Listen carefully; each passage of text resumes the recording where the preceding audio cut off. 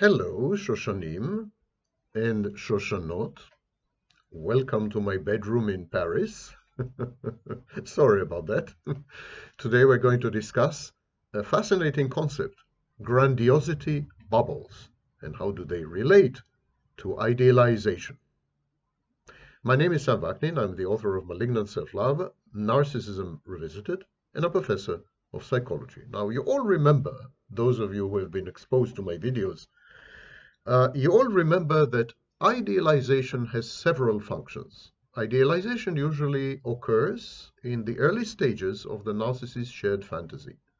The narcissist love bombs you, having auditioned you, having selected you, having spotted you in all these initial phases, having settled on you as a potential participant in the shared fantasy.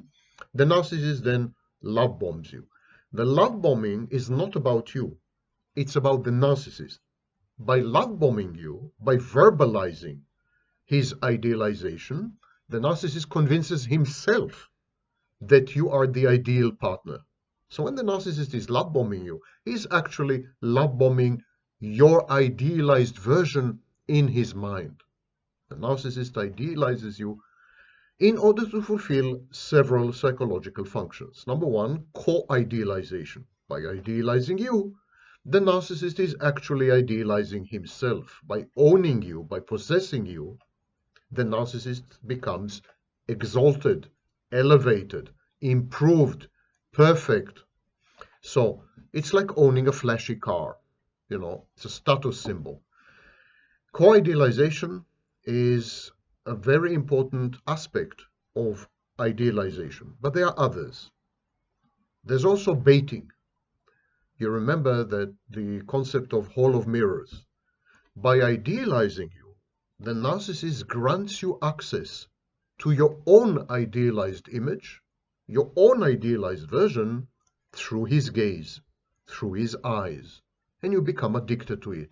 It's intoxicating. You fall in love with the idealized version of yourself. And this is a bait. This lures you into the shared fantasy. The narcissist maintains a monopoly of this kind of gaze, a monopoly of this kind of access. If you want to see yourself as a perfect being, flawless, drop-dead gorgeous, amazingly intelligent, and so on and so forth, you can do it only via the good services and the channel maintained by the narcissist. So you become addicted to the narcissist and everything he has to offer you, especially his gaze. And this is the hall of mirrors. And it is an integral part of the idealization phase. But there's another function which is much neglected, even in my own work. And that is what I call bubbling. It has to do with grandiosity bubbles. I will try to explain what is a grandiosity bubble. A grandiosity bubble is a fantasy defense against collapse. In other words, a grandiosity bubble is about opting for fantasy, about choosing fantasy 100% of the time and giving up on reality, renouncing reality, rejecting reality, ignoring, repressing, and burying reality 100% of the time. When the narcissist divorce from reality is complete, when its detachment becomes total, the narcissist finds himself trapped in a bubble of his own making, a grandiosity bubble. It's a bubble of self-enhancement. So there are many types of grandiosity bubbles. Some grandiosity bubbles have to do with adulation. Celebrities, for example, maintain such grandiosity bubbles with fans and admirers and sycophants and so on. There are bubbles which have to do with grievances and commiseration. And all bubbles are echo chambers. In a bubble, the narcissist or the narcissistic person surrounds himself or herself with like-minded people, encourages built-in, hardwired confirmation bias. The narcissist in a grandiosity bubble filters out all information, all stimuli, and all data which undermine, which challenge the narrative of the grandiosity bubble. So a grandiosity bubble is also a membrane. It's a filter. It keeps out countervailing information which might create ego dystony or dissonance, or information which might wake the narcissist up, force the narcissist to confront his own or her own inadequacy and shame. So the grandiosity bubble, the surface of the bubble is the membrane and the filter, and within the bubble the narcissist introduces all the people who are willing to participate in and confirm the fantasy, confirm the narrative, uphold it, buttress it, support it, repeat it. Similarly, we may have an intellectual thought silo, a group of intellectuals who basically agree on everything, communists or liberals or conservatives. We may have celebrities who are after adulation. We may have people who commiserate and grieve together, and sometimes this leads to aggression, externalized aggression. The incel community comes to mind. And all these situations are actually grandiosity bubbles. They are grandiose because the main aim, the main purpose of the grandiosity bubble is to prevent collapse, to prevent any attempt to dismantle or deconstruct the self-enhancing, counterfactual self-concept, narrative self-concept. So there's a self-concept, there's a self-image or self-perception. I'm divine, I'm godlike, I'm perfect, I'm hyper-intelligent, I am amazingly handsome, or whatever the narrative may be. This is the self-concept. There are self-enhancing behaviors which are intended to support this counterfactual, fantastic, inflated self-concept. And in order to prevent challenges from the environment, in order to prevent collapse, in order to prevent a situation of repeated injuries or even narcissistic mortification, the narcissist creates a bubble around this narrative landscape, which anyhow is internalized. The whole thing is happening inside the narcissist's mind. And the role of the bubble is both to support the narrative and to prevent challenges to the narrative coming from the outside. And one of the ways to accomplish this is confirmation bias, filtering out countervailing information, accepting only information that supports the narrative, and surrounding yourself with yes men, like-minded people, people who would tell you that your fantasy is not fantasy, it's actually real. You want examples? Well, many people on cyberspace creates visible, ostentatious, clearly discernible and identifiable grandiosity bubbles. Jesus, so-called Christ, created a grandiosity bubble with his disciples, 12 of them, not much of a following, mind you. He wouldn't have been a success on social media. Freud and his psychoanalytic movement, which was comprised initially of around, I think, if I remember correctly, 8 people, admirers fawning on him, telling him he's always right, and so on and so forth. In other words, all cults are grandiosity bubbles, in effect, and grandiosity bubbles have pronounced cultish elements. As one source of narcissistic supply dwindles, the narcissist finds himself trapped in a frantic, though at times unconscious, effort to secure alternatives. As one pathological narcissistic space is rendered uninhabitable, the narcissist wanders off to find another. Now, to remind you, a pathological narcissistic space is the narcissist's stomping ground. It's a narcissist's haunt. It's where the narcissist goes physically to obtain supply and to groom new sources of supply. This could be a pub, could be a church, could be a workplace, you name it. So sometimes pathological narcissistic spaces get depleted or compromised. They are rendered unusable. Too many people in the pathological narcissistic space begin to see through the narcissist's manipulation and machinations and reject the narcissist. At that point, the narcissist has to move on and to create or find another pathological narcissistic space. In all these situations, the narcissist faces the real threat of narcissistic collapse. Collapse can be brought on by repeated narcissistic injuries, by an inability to secure an uninterrupted flow of narcissistic supply, by narcissistic mortification, by compromise and exposure within a pathological narcissistic space, or by the dwindling of sources of supply. For example, when sources of supply become unreliable, or when they're exposed as manipulative and therefore not real, low grade. In all these situations, the narcissist panics, absolutely panics, and embarks on hysterical endeavors. And these endeavors to find alternatives, to find alternative sources of narcissistic supply, alternative pathological narcissistic spaces. These panicky, hysterical, out of control, frantic, frenetic endeavors sometimes lead to boom-bust cycles, which involve, in the first stage, the formation of a grandiosity bubble.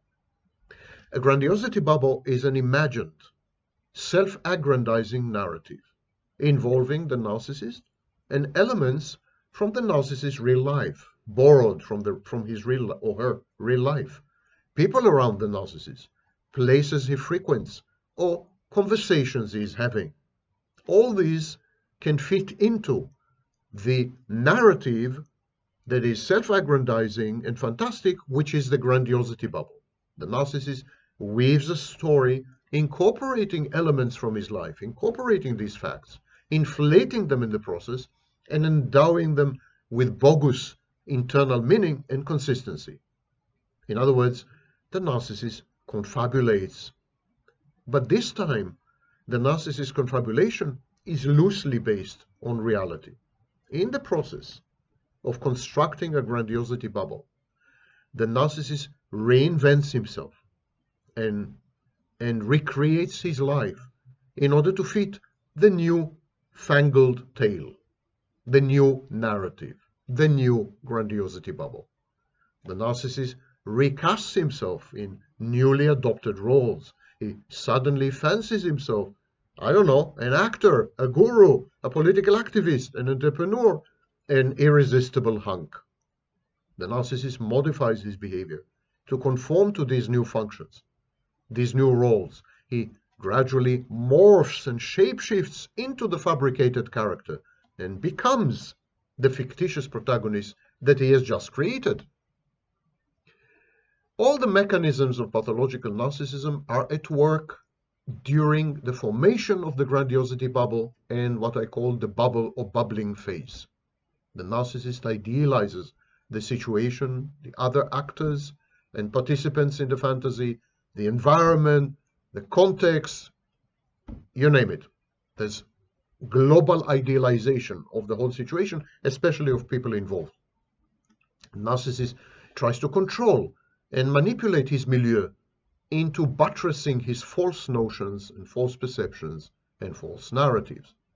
Faced with an inevitable grandiosity gap, a gap between the narrative, which is fantastic and inflated, and reality, which is harsh and pushing back, this gap is the grandiosity gap. So when he's faced with the grandiosity gap, the narcissist becomes disillusioned and bitter.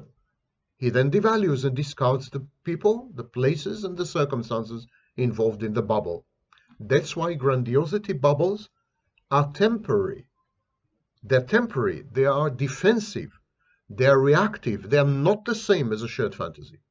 The shared fantasy is a stable structure which is inexorable, and its stages or its phases are ineluctably intertwined. There's no way to reverse the shared fantasy or to undermine it or to change it.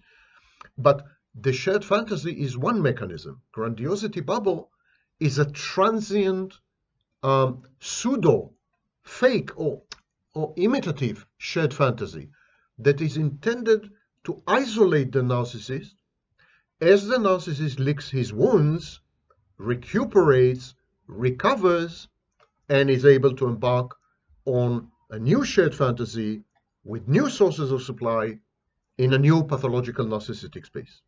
In the transition phases between one pathological narcissistic space to another, one source of supply to another, one shared fantasy to another, the narcissist creates an isolating protective bubble, protective membrane, within which he resuscitates, within which he can somehow recover his sense of grandiosity and so on and so forth. This is why bubbles are typical reactions to mortification.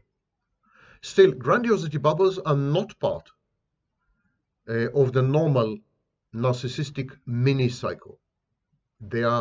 Bubbles are rare events. Bubbles are like trying on a new outfit for size and comfort. Bubbles fizzle out rapidly, and the narcissist reverts to his regular pattern, the shared fantasy, idealizing new sources of supply, devaluing and discarding them, pursuing the next victim to be exploited or leveraged or drained, and so on. Bubbles are protective structures that allow the narcissist to transition from one shared fantasy to the next without experiencing reality in the meantime, in the stage between two fantasies. In order to not experience reality, in order to not endure the pain and hurt of humiliation and rejection, the absence of narcissistic supply, the collapse of the self-concept, in order to not experience all this, the narcissist encases himself in a bubble, and then reinvigorated within the bubble, he is able to take on the world and move on to the next fantasy. Actually, the deflation of a grandiosity bubble is met with relief by the narcissist. It does not involve a narcissistic injury. When the bubble is over, there's no injury or mortification. The narcissist views the bubble as merely an experiment at being someone else for a while. It is a safety valve. It allows the narcissist to effectively cope with negative emotions, frustration, hurt, rejection, humiliation, shame. Within the bubble, the narcissist purges himself. He is cleansed. It's cathartic. And the narcissist can go back to doing what he does best, projecting a false self, gathering attention from others, constructing a shared fantasy, pathological narcissistic space, and again, riding the delusional wave of an inflated, fantastic, counterfactual, unrealistic self-concept, which to the narcissist appears to be all too real. And all of this incredible sequence of events is taking place within the great playground, the narcissist's mind.